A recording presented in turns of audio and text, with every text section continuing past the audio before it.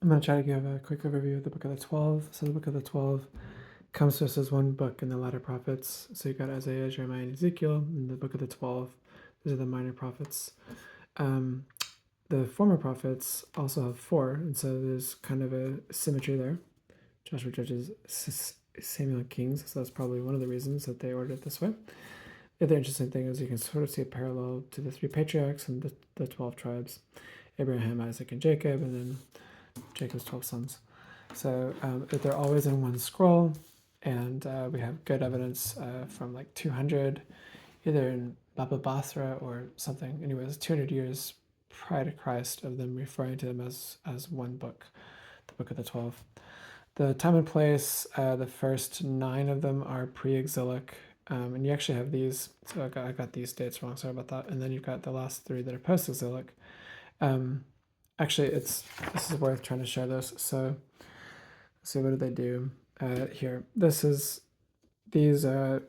Just pay attention to the numbering. You have Hosea, Amos, and Micah are all in the 8th century, and then you got Nahum, Habakkuk, and Zephaniah, which are like all during Josiah's reforms in the 7th century, and the 6th century is the post-exilic time.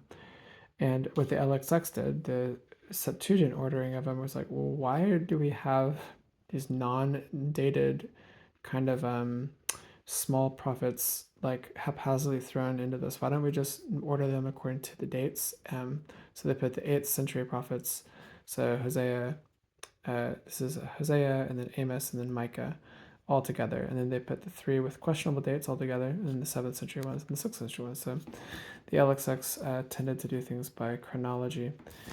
However, the Masoretic text seems to have ordered theirs according to a geographical hermeneutic. Okay, so Hosea and Amos and Jonah and Nahum are all concerned with the northern kingdom, like that's their perspective. And even though Micah was writing during the time of the Assyrian conflict and he predicts the Assyrians coming, he is writing to those in Judah. So all of these on here have a southern context. And if you look at all of them, they are referring to things. And so what this is communicating is that the Book of the 12 has a universal application to everybody.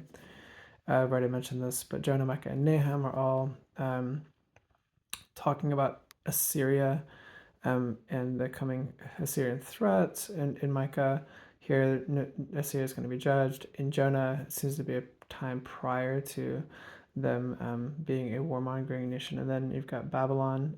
So then you've got this is in Habakkuk and Zephaniah. They're wrestling with the upcoming Babylonian incursion. So here are some of the link words. Okay, so one thing to notice is that the theme of love is a pretty major theme for the 12. It is bracketed. So the book of Hosea, it's huge in Hosea, probably mostly there in Hosea. This heart should be gigantic.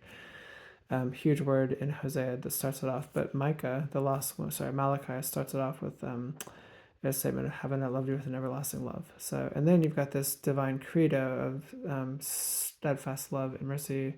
Here, he's slow to anger, abounding in steadfast love, and so that is quoted verbatim in Joel, Jonah, Micah, and Nahum. Interestingly enough, the same ones that talk about the Assyrian crisis are also mentioning the divine credo, or the Israelite credo, as they call it, Exodus 34, 5 and 6.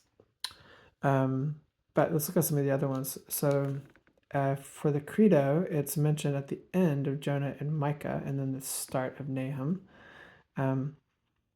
The same pattern happens with this lion imagery. So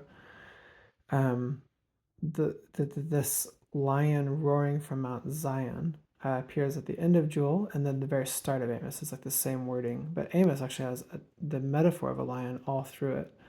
But Hosea also mentions this lion at the very end of his book. So the same sort of pattern there is there. And then some people believe that Obadiah came after Amos because at the end of Amos you have a judgment on Edom, and at the start of Obadiah you have it. I don't think this one is as likely, but it's an interesting thing to note. So these last 3, I'm going to say, are not probably all that likely in terms of things that are joining them together.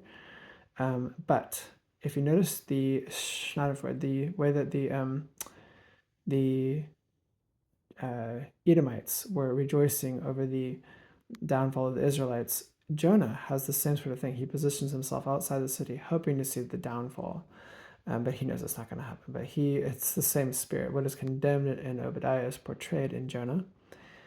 Let all the earth keep silent. That's a theme that keeps these two together. I forget the wording in Zephaniah, but it's something like that.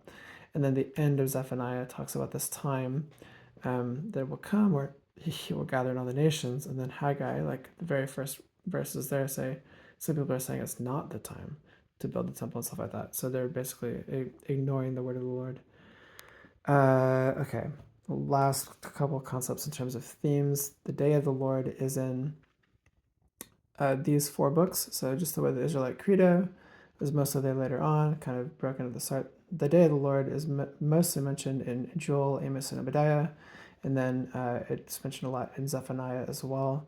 And it's these are kind of unusual. Like when you look at the rest of the prophets, they're not used as much as they are here in the Book of the 12. So that's a major theme of the Book of the 12 is the day of the Lord, and it's what I would call a meta theme, because it can either refer to ultimate judgment or ultimate salvation. In the New Testament, it's always associated, of course, with ultimate judgment. When you're dealing with prophecy, there's always a question of near view versus far view, and it seems to be that even in the prophets here, when it's talking about the day of the Lord, it's usually a far view perspective, an ultimate judgment, not a historical judgment. The last thing we'll mention is the temple, death, and resurrection. And for this one, you got to understand the way that the prophets are organized partly. So what I'm trying to show is that at the very midpoint of all 4, remember the 4 prophets, Isaiah, Jeremiah, and Ezekiel, and the 12, at the very midpoint of all of them, you have a prophecy of the coming destruction of the temple. And the prophets don't usually prophesy the destruction of the temple. It always appears very dramatically when it appears. So the destruction of the temple is prophesied in Micah at the end of chapter 3. Okay, and then actually its resurrections with an up arrow is there in 4:1-4. Okay, well, let's go see if the midpoint prophesies the destruction of the temple as well. And I should have gotten rid of these down arrows. This is just kind of confusing. Sorry about that. So, just trying to show that this is the place where it's happening. So in the book of the King, so remember that the book of Isaiah, this is Isaiah, sorry, Isaiah is split into 2. You've got the book of the King and then the book of the servant. So it's a conceptual split in half. It's actually, there's more length over here. But if you've read Isaiah, there's a very marked difference between 40, like a lot of people actually think it was written by somebody else. I don't, but it's that different. So you've got book 1 and book 2, and right at the very end of book 1, there's a prophecy of the destruction of the temple. It's the only place it occurs in Isaiah. Like in the book of the servant, this is written to an audience 150 years ahead of time, and so they're looking back on a temple that has been burned, but it's not a prophecy of it. So the prophecy of the temple being destroyed comes at the very midpoint of the book. Same thing for, this is Jeremiah, sorry. So if you look at the larger structure, books chapter 1 is the introduction, 52 is the conclusion, remember? In 52, the very midpoint of the book, chapter 26, right at the end of these warnings and accusations from Jeremiah before it gets to the restoration book, chapter 26 is where he's standing in the temple and just predicting the destruction of the temple. This is actually the same account as what's there in Jeremiah 7, so his famous temple sermon. He also predicts the downfall of the temple, but then it's amplified here in chapter 26. And many people believe that Jeremiah 25 is like the major structural midpoint of the book. Regardless if you see it that way or not, 26, this is about the halfway point of the book. And shortly thereafter, here you've got the resurrection of the temple. So notice that the resurrection of the temple is always mentioned. That one also comes in Isaiah in chapter 2, the mountain of the house of the Lord, passage 2:1-4. And then you've got Ezekiel. And so my scaling on this is a little bit off, but 1-3 are his calling. 4-24 really are these warnings and accusations against Israel.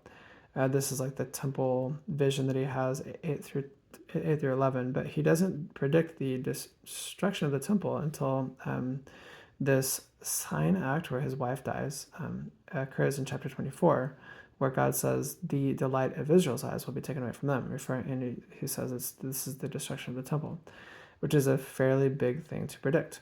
And in all of these cases, this is basically a unique prophecy that's going on here. So in Jeremiah, it also happens there in chapter 7, but it's not as specific. Like in chapter 26, a lot more details are given. So that's the climactic prediction of it. And it's the midpoint of all three of those books as well. So that could be structurally significant. There's an anthological nature to these prophets. So you can't always understand why they order things the way that they do. And this is a consistent thing. And it's also a major theme of all of the prophets, is that the temple, amazingly, is going to be destroyed. So what does that mean, in terms of our covenant and our relationship to God? It's a big question. Okay, I think that is a good introduction to the book of the 12.